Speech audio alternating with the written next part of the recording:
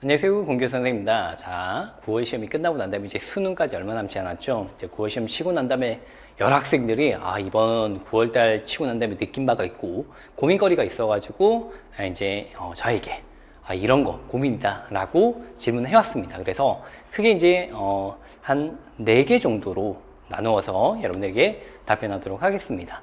제일 먼저 우리 김수진, 수진이랑 문예진, 예진이가 같이 이제 문법이 좀 어렵다라고 얘기하는데, 공부를 열심히 했음에도 불구하고 이 시기 좀 문법이 어렵다라고 하는 학생들의 제일 첫 번째는 뭐냐면, 이제 조사를 해보면 대부분이 약간 문법을 암기식으로 공부하는 경우가 굉장히 많습니다. 그래서 이건 뭐고 외우고, 이런 것들은 뭐 관형사로 그냥 다 외우고, 뭐 예시나 뭐 새, 뭐 이런 거 다 관형사로 외우고, 그래서 그 문법이 본질적으로 요구하는 어떤 원리 이런 것들은 그냥 무시하고 그냥 그렇게 외워서 문제를 풀고 뭐 기본적인 문제는 다 마치는데 낯선 문제가 나오면 어떻게 대입해야 될지 모르는 이런 경우라고 볼 수 있겠죠. 근데 우리가 사실 수능 문제는요 이제 새로운 게 거의 없습니다. 신용 외에는 새로운 게 없는데, 새로운 게 없다라고 하는 얘기는 뭐냐면 기존에 물었던 개념들을 또 반복적으로 묻고 있는 거예요. 조합을 달리해서. 옛날에는 뭐 한 1부터 100까지의 개념이 있다라고 하면 뭐 4, 7, 9번 이렇게 묶어서 했다면, 이번에는 4, 8, 12번 이런 식으로 엮어가지고 그 개념들을 조합해가지고 이제 문제를 출제하는 거라서, 따지면 나왔던 개념들이 또 반복적으로 나오고 있는 거예요. 그럼 반대로 기출문제 풀었는데 내가 기출문제를 다 맞힐 수 있고 그 기출에 있는 어떤 원리들을 내가 다 알았다 하면 어떻게 문제가 변형되어 나오더라도 맞힐 수 있는 거죠. 근데 왜 지금 못 맞히냐? 두 가지죠. 첫 번째는 암기식으로 공부하다 보니까 낱낱게 개념들에 대해서 어떻게 접근해야 될지 잘 모른다는 얘기입니다. 예를 들어서 아직도 보조사 이렇게 물어보면 보조사에 대해서 어떤 뜻을 부여해주는 그런 특정 뜻을 강조해주는 조사입니다. 이렇게 대답하는 경우가 있어요. 자, 정의적으로 틀리지 않았는데 그게 문제로 그렇게 출제가 안 돼요. 문제 출제할 때는 보조사는 두 가지예요. 자, 첫 번째 주어에도 붙을 수 있고, 두 번째 목적어에도 붙을 수 있는 것. 예를 들어서 우리가 흔히 얘기하는 주격조사 뭐뭐가, 뭐뭐이 이런 것들, 그런 것들 같은 경우에는 뭐 교가 영희를 사랑한다. 자, 주어에는 붙었네요. 교가 영희가 사랑한다. 목적어에는 붙지 못해요. 그래서 얘들은 격조사. 근데 뭐 은는 같은 경우는 교는 영희를 사랑한다. 교가 영희는 사랑한다. 자, 지금 주어 목적어 자리 둘 다 붙을 수가 있죠. 이런 경우에는 보조사 이렇게 한다는 겁니다. 이 원리를 통해 가지고 익히셔야 되는 거죠. 뭐 관형사 꾸며주는 말, 채연을 꾸며주는 말 아니라고 그렇게 하는 게 아니고, 채연을 꾸며주되 어떻게 활용하지 말아야 된다 라고 하는 것까지 같이 해야 돼요. 그러니까 자꾸 교과서적인 접근, 암기식 접근으로 가다 보니까 문제가 정말로 요구하는 바를 못 푸는 거죠. 가장 대표적인 게 뭐예요? 절 지금까지 나온 게 한두 번 했는데 학생들이 계속 절을 암기식으로 외우고 이 좀 가르치는 사람도 문제가 있지. 사실 보면 뭐뭐는 뭐뭐은 이런 거 있고 뭐뭐개 이런 게 있으면 얘는 부사절이고 쟤는 관형절이야 이렇게 외우게 만드니까 사실 문학의 본질, 문법의 본질 이런 것들을 모르고 한다는 거죠. 그래서 본질적인 공부를 좀 하셔야 됩니다. 원리적인 학습을 하셔야 되고, 두 번째 뭐냐면 나한테 배운 친구들 같은 경우는 이 시기에 좀 어렵다, 전에는 잘했는데 잘 못하고 있다 이런 얘기가 나오면 대부분은 복습을 안 한 겁니다.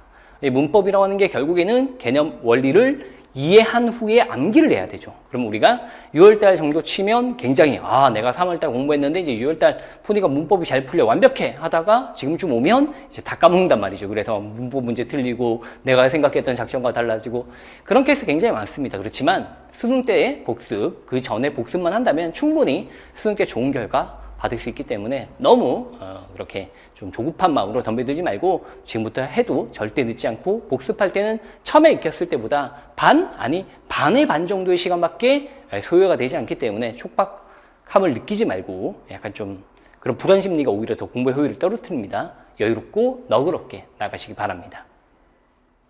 자, 이제 두 번째 질문은 변정영 학생, 정영이라고 하는 이 친구가 이제 나 지문, 비문학 지문 다 읽었는데 선택지에서 왜 이런 게 나오는지 모르겠다. 나 지문 분명히 읽었는데 왜 선택지 이게 어디서 이렇게 나오죠? 라고 얘기하는 경우가 있어요. 자, 이 친구 같은 경우에는 유기적인 독해를 잘 모르는 겁니다. 그러니까 유기적 독해에서 가장 기본이 문제 출제 원리인 말 바꾸기. 우리가 지문을 보면 같은 의미인데 표현이 바뀌어 나오는 경우가 있어요. 같은 의미인데 표현이 바뀌어 나오는 경우, 예를 들어서 이런 거 있죠. 고정양식은 절대적인 완벽성을 추구한다. 그래서 이 격식을 중시하는 양식은, 그럼 자, 고전 양식은 절대적 완벽성, 격식을 중시하는 양식.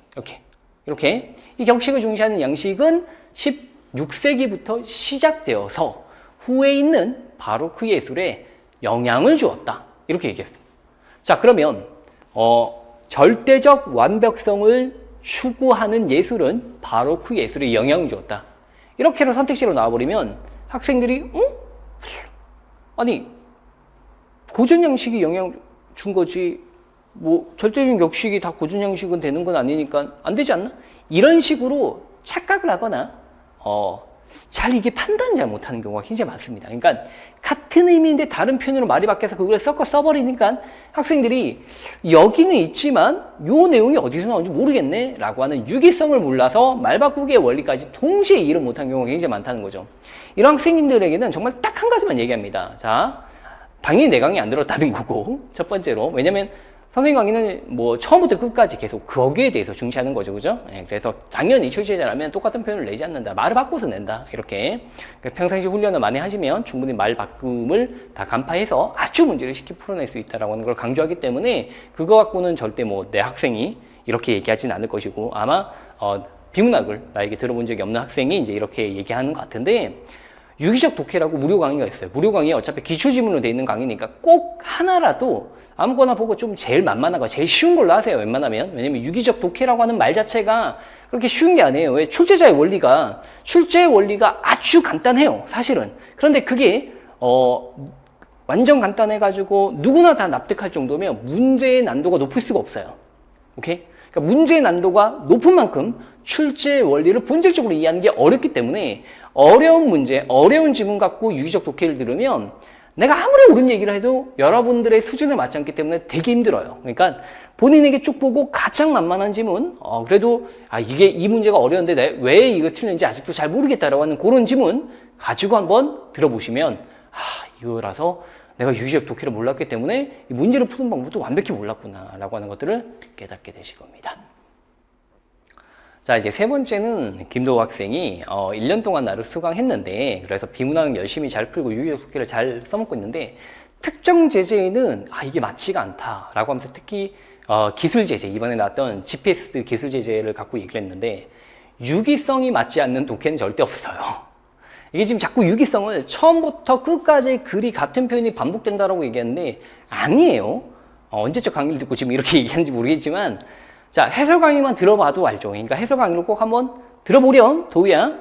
보면 자, 그 과학 기술 지문은 쪼개서 푸는 거예요. 쪼개서 유기성을 지켜주는, 예를 들어서 뭐 GPS랑 그 다음에 또 뭐가 나왔지? 뭐 가속 뭐 이런 거 있잖아, 그지? 그 문단에 한해서 유기적 독해가 이루어지는 거야. 그 문단 안에서만. 그러니까 병렬적으로 제재가 나열되다 보니까 그 병렬적으로 나열되는 것만큼 유기성이 따다닥 지켜지는 거지. 그래서 유기성을 세분화시키면 한 3개 정도로 쪼갤 수 있는 그런 지문이지. 그래서 여기서 완전 글의 제재가 바뀌었고 병렬적으로 다시 나열되는구나 하면 이제 앞에서 유기성이 끝나버리고 사실 그런 문제는 오히려 복잡해질 수가 없어. 정말 어려운 유기성 문제는 처음부터 끝까지 동일한 의미가 반복되고 있는 그런 것들이 진짜 힘들어. 왜? 말이 너무 많이 바뀌기 때문에. 엄청 많이 바꾸고 있을 수 있고 그래서 저 위에서 썼던 말을 저 아래의 그 내용과 연결시켜서 써버리면 내가 기억력의 한계 때문에 이게 언제 나왔던 것 같기도 하고 못 나왔던 것 같기도 하고 글의 충분히 흐름을 납득했음에도 불구하고 이게 찾는데 시간이 많이 걸리고 이런 경우가 제일 힘들고 지금 뭐 흔히 얘기하는 유기성이 적용이 잘 안 되는 것 같아요 라고 하는 그런 병렬적인 제재 같은 경우에는 끊어서 읽으시면 아주 그냥 간단한 원리로 다 풀어낼 수가 있어요. 그래서 이번 과학기술 지문은 되게 쉬웠다라고 얘기를 하지 나는 미안. 근데 한번 자, 해설 강의 한번 들어보고 끊어 풀기 이게 무엇인지를 한번 잘 보고 익혀나가도록 하십시오. 알겠지, 도야? 자, 이제 마지막 학생이 양유빈 학생이 이제 제재가 아니고 전체적인 어떤 심리적 문제 때문에 질문을 던졌는데 이 학생이 이제 고민이 이런 거죠. 심리적 압박감을 많이 느껴서 내가 지금 이걸 답으로 해놓고 난 다음에 어떻게? 또 한 번 더 봐야 된다. 그게 답인지. 그렇게 확인하지 않으면 답을 못 넘어가겠다. 불안해서라고 하는데 이건 정말 전적으로 심리의 문제이기 때문에 단기간에 절대 고칠 수 없다라고 하는 걸 명심하셔야 됩니다. 그 다음에 전제 조건이 하나 있어요. 우리는 시험장에 가면 답의 확신이 평상시에 들고 있는 사람도 수능 시험 당일날에는 들지 않아요. 이게 답이다. 확실해. 이래서 열심히 친 학생들도 가끔 있긴 하겠지만 되게 예외적인 경우도 거의 대부분 학생들은 이게 답 맞을까? 라고 하는 긴장감. 예를 들어서 내가 이 수능에 대해서 결과에 연연하지 않는 사람이야. 그래서 이미 다 뭐 수시로 이미 합격을 해놨고 그냥 찍는다. 응? 오히려 답이 잘 보여. 야, 이럴 바에 정시로 갈 걸 그랬어? 뭐 이럴 수도 있지. 근데 마음의 부담을 안고 있는 상태에서는 절대 답에 확신이 들 수가 없어요. 그렇기 때문에 딱 두 가지를 명심하셔야 되는데, 첫 번째, 나는 답을 정하는 게 아니고 답에 가장 가까운 것을 결정하고 간다.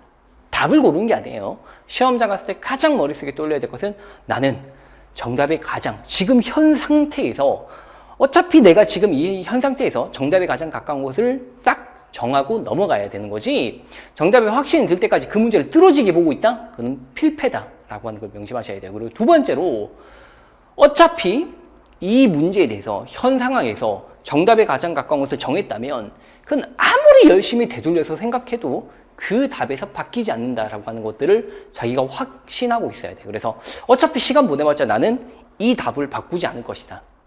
따라서 이걸 찍었으니까, 이게 정답에 가장 가깝다고 생각했으니까 난 최선을 다해서 시험을 치고 있는 거고 빨리 다음으로 넘어가야 돼. 이걸 지키셔야 돼요. 그래야지 내가 문제풀이의 가장 큰 원칙, 바로 뭐? 2번까지만 고민해라 라고 하는 거. 첫 번째 한번 고민하고 두 번째 고민한 다음에 빨리 찍고 넘어가야지, 두 번째 고민하고 또 더 고민해서 세 번째, 네 번째나 두 번째를 너무 길게 고민하면 절대 안 된다. 이미 두 번째가 고민되고 있다는 것 자체, 그 안에서 답이 안 보인다는 것 자체는 답을 완벽하게 내가 확신할 수 없는 상황이니까 최대한 답에 근접한 걸 찍고 넘어가셔야 됩니다. 아시겠죠? 그게 안 되면 안 되는 거예요. 그러니까 심리적인 문제니까 천천히, 그렇지만 어떻게 계속 꾸준하게 내가 모의고사를 펼쳐놓고 시험장에 왔다는 느낌을 가지고 계속 나는 답에 가까운 곳을 정하는 거야. 어차피 답에 최대한 가까운 곳을 정했으면 나는 바꾸지 않을 테니까 빨리 넘어가야 돼. 어차피 지금 내가 최선을 다하고 있는 거 맞아. 이런 식으로 자기를 다독여가면서 자기를 설득시켜야 돼요. 계속. 어차피 설득이라고 하는 게 한 번만은 되지 않아요. 근데 재밌는 건 뭐냐면 한 5번까지 설득을 해도 설득이 안 될 것 같은 게 6번째 하면 약간 뭔가 마음이 바뀌고 10번째 하면 완벽히 바뀌어요. 그러니까 심리가 가장 극복하기 힘들다라고 하는 것은 내가 계속 그쪽으로 꾸준하게 마음을 놓지 않고 있기 때문에 그렇게 되는 거니까 그걸 잘 수련해가지고 수능시험 당일날에는 최대한 답에 가장 가까운 것을 정하고 넘어간다라는 마음으로 접근하시기 바랍니다. 여기까지입니다.